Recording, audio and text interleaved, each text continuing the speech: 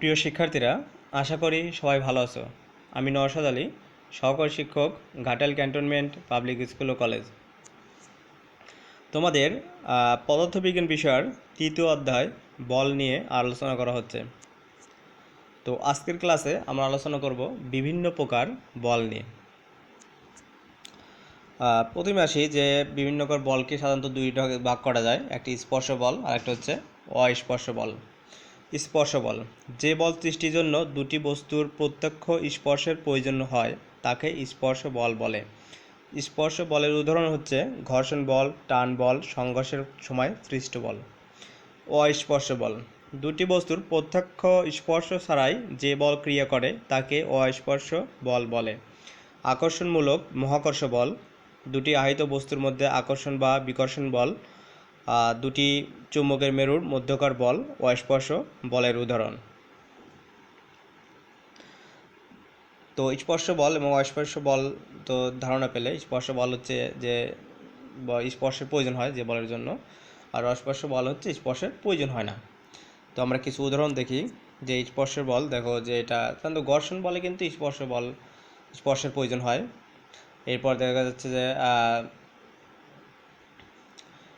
সাধারণত হচ্ছে এখানে সংঘর্ষের সময় সৃষ্ট বল, সংঘর্ষের সময় সৃষ্ট বল যেটা হয় সেটার জন্য কিন্তু স্পর্শের প্রয়োজন পড়ে। তোমরা এখানে দেখো যে এই যে মহাকর্ষ বল, সাধারণত সূর্যের চারিদিকে যে বিভিন্ন সূর্যের এবং বিভিন্ন গ্রহের মধ্যে যে বলটা, এই বলের জন্য কিন্তু স্পর্শের প্রয়োজন হয় না। এরপর দেখো যে একটা তোমরা পরমাণু সম্পর্কে ধারণা পেয়েছো, পরমাণুতে যে ইলেকট্রন প্রোটনের মধ্যে আকর্ষণ বল কিংবা ইলেকট্রন নিউট্রনের মধ্যে বিকর্ষণ বল, এই যে আকর্ষণ বিকর্ষণ বল, এই বলের জন্য কিন্তু স্পর্শের প্রয়োজন হয় না। এগুলো হচ্ছে অস্পর্শ বল। তুমি কোনো একটা বস্তুকে আঘাত করে টেনে নিলে বা ঠেললে, এটা কিন্তু স্পর্শ বল। তো আমরা স্পর্শ এবং অস্পর্শ বল সম্পর্কে জানলাম। তো এখন আমরা জানবো মৌলিক বল নিয়ে। সাধারণত যে সব ধরনের বলই চারটি মৌলিক বলের একক কিংবা যৌথ প্রকাশ। তো এই মৌলিক বলগুলো হচ্ছে চারটা।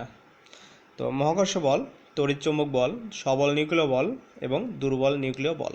তো এখন আমরা এই যে মৌলিক বল চারটা, এই মৌলিক বলগুলো সম্পর্কে আমরা আলোচনা করব।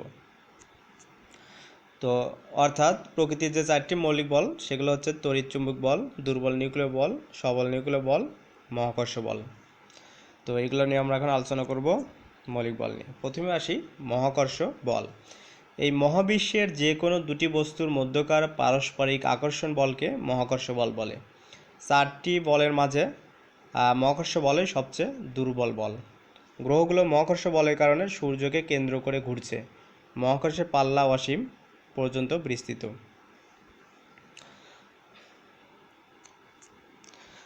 মহাকর্ষ বল আবিষ্কার করেন হচ্ছে বিজ্ঞানী নিউটন। এই সময় তিনি হচ্ছে একটা আপেল গাছের নিচে বসেছিলেন। ওই সময় তিনি এই মহাকর্ষ বলটা আবিষ্কার করেন এবং এই গল্পটা তোমরা জানো। তো মহাকর্ষ বল হচ্ছে বিশ্বের যে কোনো দুটি বস্তুর মধ্যে আকর্ষণ বল, এটা হচ্ছে মহাকর্ষ বল। আর এর মাঝে অভিকর্ষ বলটা হচ্ছে পৃথিবী অন্য যে কোনো বস্তুর মধ্যে আকর্ষণ বলটা হচ্ছে অভিকর্ষ বল। তো মহাকর্ষ বলটা কি?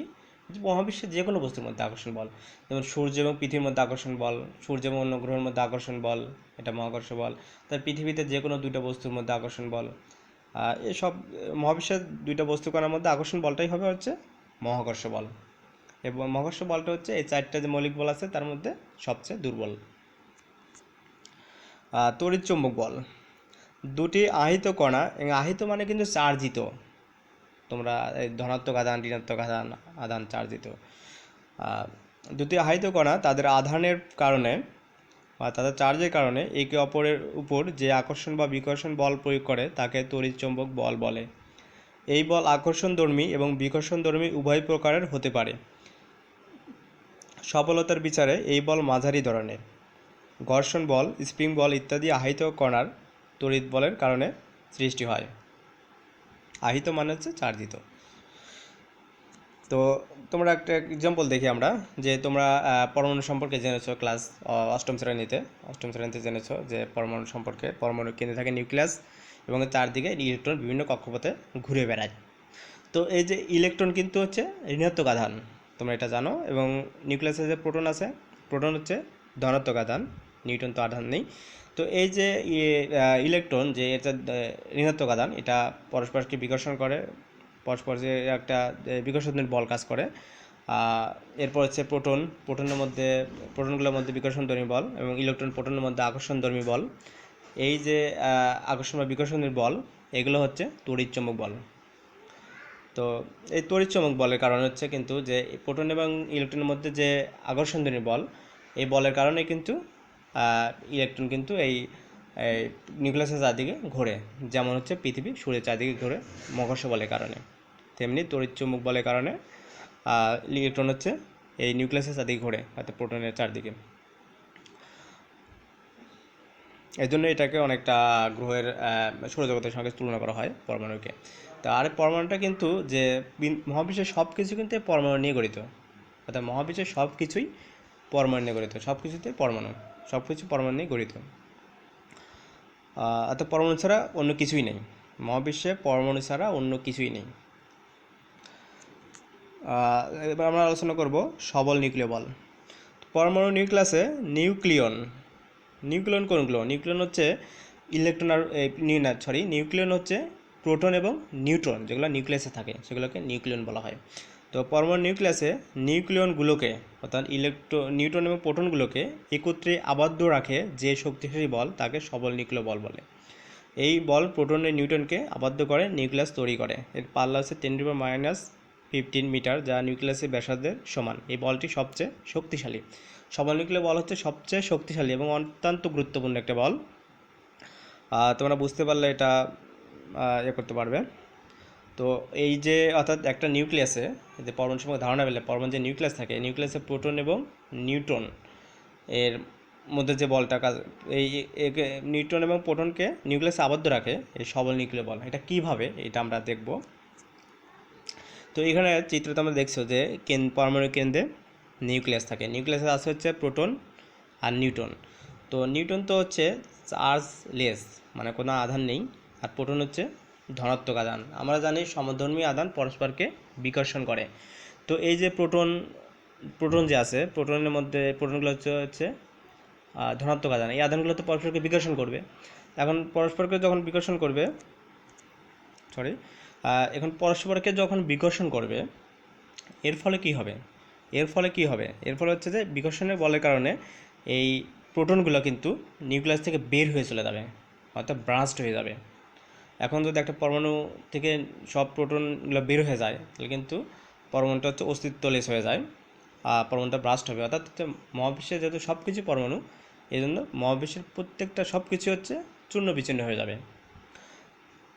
তো এখন এই যে অর্থাৎ হচ্ছে প্রোটনগুলো কিন্তু পরস্পরকে বিকর্ষণ করে, যেহেতু সমধর্মী আধান পরস্পর বিকর্ষণ করে, এই প্রোটনগুলো হচ্ছে নিউক্লিয়াস থেকে চলে যাওয়ার কথা, ব্রাস্ট হয়ে যাওয়ার কথা। এটা হয় না কেন? এটা হয় না এইটা কারণে, যেটা হচ্ছে যে নিউক্লিয় সবল বলের কারণে। নিউক্লিয় সবল বল হচ্ছে যে এই যে নিউক্লিয়াসের মধ্যে যে নিউট্রন প্রোটন আছে, এগুলোকে একটা আকর্ষণধর্মী বল, যার কারণে হচ্ছে যে এই নিউক্লিয় সবল বলের কারণে প্রোটন মধ্যে প্রোটন নিউট্রন প্রোটন এগুলোর মধ্যে একটা আকর্ষণধর্মী বল, যেটা হচ্ছে নিউক্লিয় সবল বল। এই নিউক্লিয় সবল বলের কারণে প্রোটনগুলো বিকর্ষণ করে নিউক্লিয়াস থেকে বের হয়ে চলে যেতে পারে না।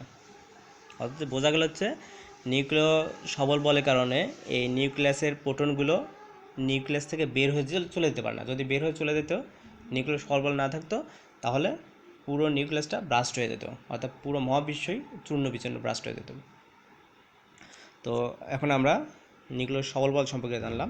নিউক্লিয় দুর্বল বল, অর্থাৎ যে স্বল্প পাল্লার ও স্বল্প মানের বল নিউক্লিয়াসের মধ্যে মৌলিক কণাগুলোর মধ্যে ক্রিয়া করে অনেক নিউক্লিয়াসে অস্থিতিশীলতার উদ্ভব ঘটায়, তাকে দুর্বল নিউক্লিয় বল বলে। অধিকাংশ তেজস্ক্রিয় বিক্রিয়াগুলো দুর্বল নিউক্লিয় বলের কারণে ঘটে। এর বলের পাল্লা 10⁻16 মিটার, এর চেয়ে কম। এখন আমরা দুর্বল নিউক্লিয় বল সম্পর্কে জানবো, তোমরা একটু কনসার্ন হও। তো এই যে আমরা যে নিউক্লিয়াস সম্পর্কে জানলাম, যে এই একটা পরমাণু যে নিউক্লিয়াসে এই নিউক্লিয় সবল বলের কারণে কিন্তু এই প্রোটনগুলো নিউক্লিয়াসের মধ্যে থেকে চলে যায় না। অর্থাৎ নিউক্লিয়াস সবল বল হচ্ছে একটা আকর্ষণকারী বল এই নিউক্লিয়াসের নিউক্লিয়নগুলোর মধ্যে, প্রোটন নিউট্রনের মধ্যে। তো প্রোটন নিউট্রনের মধ্যে এই নিউক্লিয়াস সবল বলের কারণে যে এটা পরস্পর আরও আকর্ষণধর্মী বল, অর্থাৎ একটা কাছে আসতে থাকে। এখন এই যে প্রোটনগুলো নিউট্রনগুলো নিউক্লিয়াসের মধ্যে কাছে আসতে আসতে এই নিউক্লিয়াস সবল বলের কারণে এটা কাছে আসতে আসতে দেখা যাচ্ছে যে যদি এমন হয়ে যায় যে পরস্পর সংঘর্ষ হয়, অর্থাৎ এই যে নিউক্লিয়নগুলো নিউট্রন এবং প্রোটন এগুলো নিউক্লিয়াস সবল বলের কারণে কাছে আসতে আসতে একসময় আর আসতে পারে না, তখন এর মধ্যে নিউক্লিয় দুর্বল বল কাজ করে। এই নিউক্লিয় দুর্বল বল হচ্ছে বিকর্ষণধর্মী বল। এখন যদি নিউক্লিয় দুর্বল বল না থাকতো তাহলে কি হতো, যে এই নিউক্লিয় সবল বলের কারণে এই যে প্রোটন নিউট্রনের মধ্যে একটা আকর্ষণ এরা পরস্পর আকর্ষণ করতে করতে এক সময় সংঘর্ষ হতো, এবং সংঘর্ষ হয়ে কিন্তু আবার ওই পুনরায় ব্রাস্টই হয়ে যেত। অর্থাৎ পরমাণু ব্রাস্ট হয়ে যেত মানে পুরো ইউনিভার্স মহাবিশ্বের সব কিছুই ব্রাস্ট হয়ে যেত। অর্থাৎ নিউক্লিয়ার দুর্বল বল কী করে, এটা হচ্ছে বিকর্ষণধর্মী বল। এটা যাতে এই যে নিউক্লিয়াসের মধ্যে যে নিউক্লিয়নগুলো প্রোটন এবং নিউট্রনগুলোর মধ্যে সংঘর্ষ যেন না হয়, প্রোটন এবং নিউট্রনের মধ্যে যেন সংঘর্ষ না হয় এবং বেশি কাছাকাছি আসলে একটা বিকর্ষণ বল কাজ করে।